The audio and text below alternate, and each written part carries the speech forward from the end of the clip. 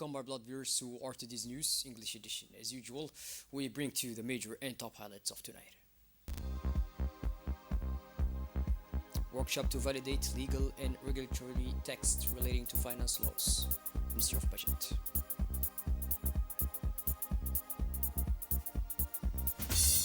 An international scene in Israel, four Israeli soldiers killed in Hezbollah attack on military base.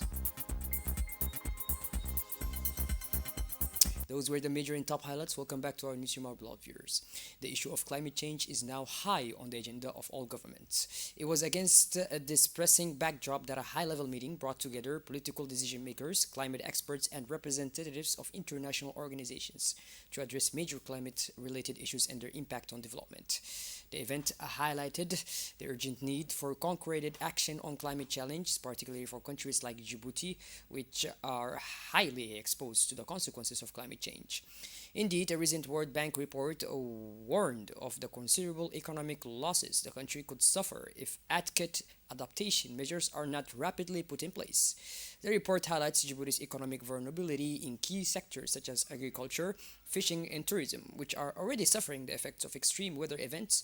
Ministers, NGO representatives, and experts attending the meeting unanimously stressed the importance of strengthening regional collaboration to respond effectively to this environmental challenge. Initiatives to improve transport infrastructure, better manage water resources, and diversify the economy were highlighted as ways of mitigating the impacts of climate change.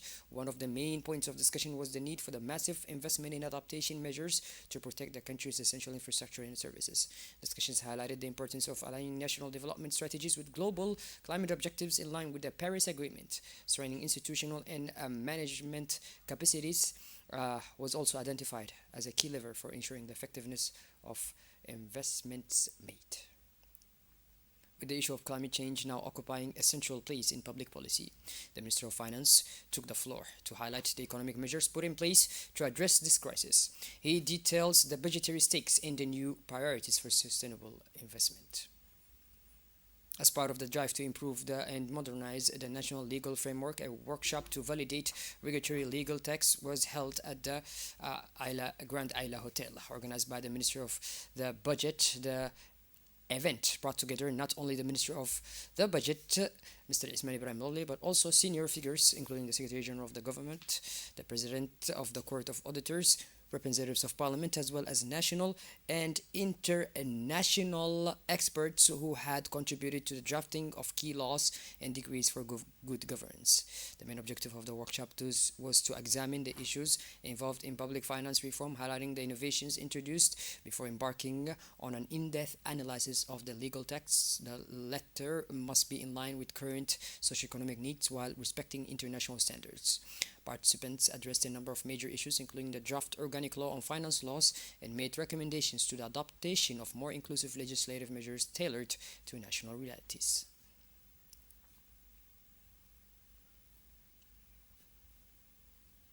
In his speech, the Secretary General of the Government, Mr. Elmis Mohammed Abdullahi, underlined the importance of this workshop, emphasizing fundamental principles such as transparency, accountability, budgetary efficiency, and financial discipline. For his part, the Minister for the Budget closed the proceedings by congratulating and thanking all the participants for their active collaboration and contribution. The next steps will be submit this text to the relevant bodies for final adaptation. This morning at the Campescu Hotel, the Ministry of Agriculture, Water, Fisheries, Livestock, and Hydroelectric Resources officially launched a project support to resilient agricultural sectors in an ambitious program aimed at sustainably transforming Djibouti's agri-food sector. The project, financed by the World Bank in collaboration with the Djibouti government, aims to strengthen the resilience of agricultural sectors in the face of multiple climatic, economic, and environmental challenges by promoting innovative and sustainable agricultural practices. The FAR project is in line with the government's National Rural Development Strategy.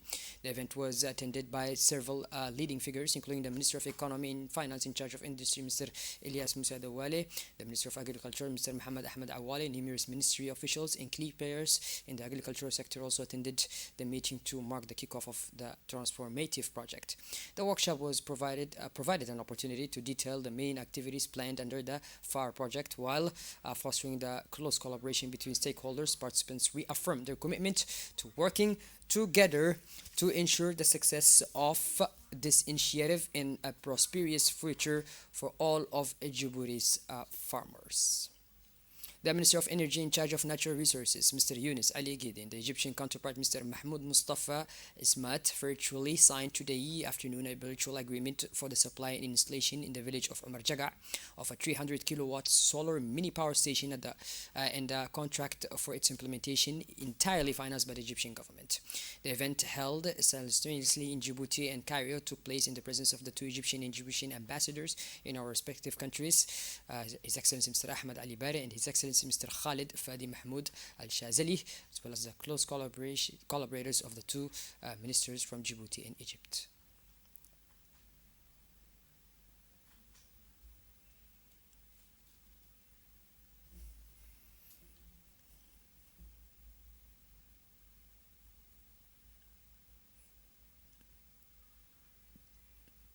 The Minister Delegate in charge of decentralization, Mr. Qasim Harun Ali, presided over a twinning ceremony between the Obokh and Ali Sabeh regional conditions of the Saturday, welcomed with honors by the people of Obokh. The minister took the opportunity to warmly welcome this initiative, which brings the two regions close together. In his speech, he congratulated the presidents of the two regional councils of their shared vision, stressing that this twinning would promote harmonious economic, cultural, and sporting development. After signing the agreement, Mr. Qasim Harun Ali visited several key infrastructures in Obokh, which will soon be integrated. In particular, he visited the site of a waste recycling plant and a shopping mall whose construction have been completed but which has not been yet integrated. The presidents of the two councils have agreed to meet in 2 weeks' time in Ali Sabeh, which will in turn host the next stage in this historic cooperation.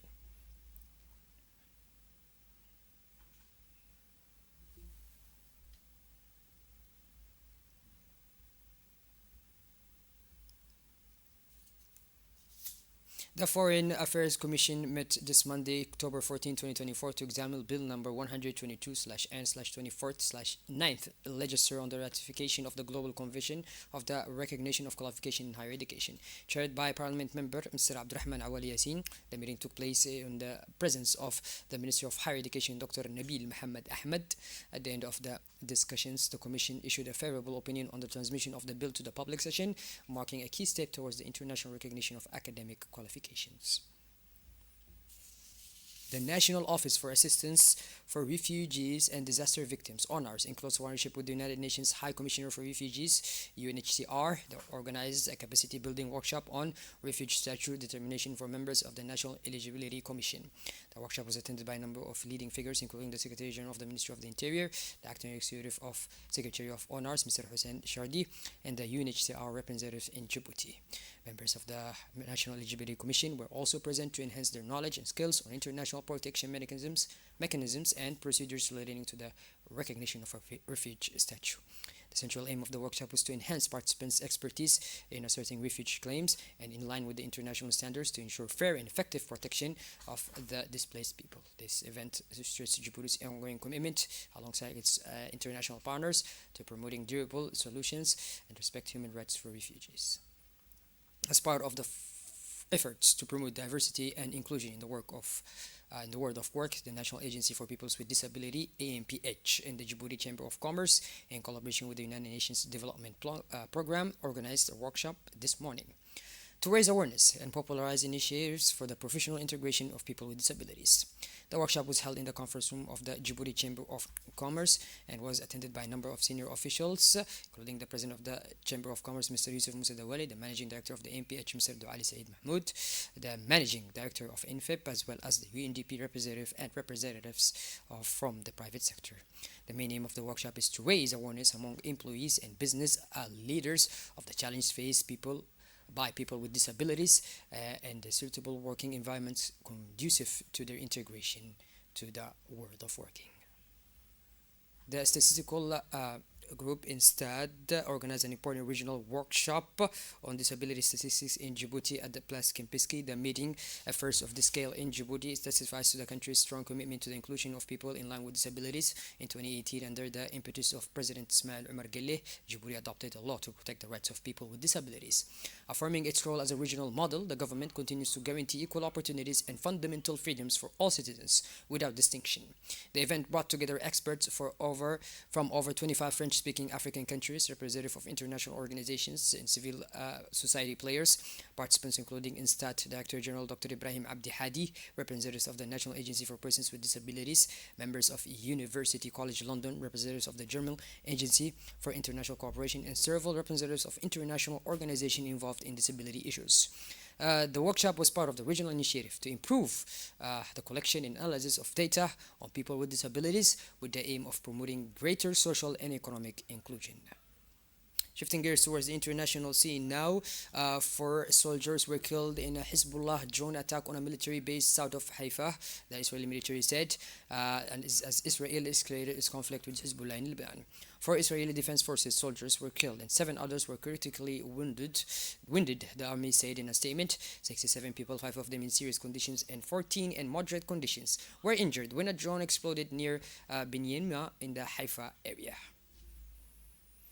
Well, by this, our blood viewers, we finally conclude this edition. Thank you for being with us, and make sure to tune in later for more as usual. Have a wonderful evening. Take care.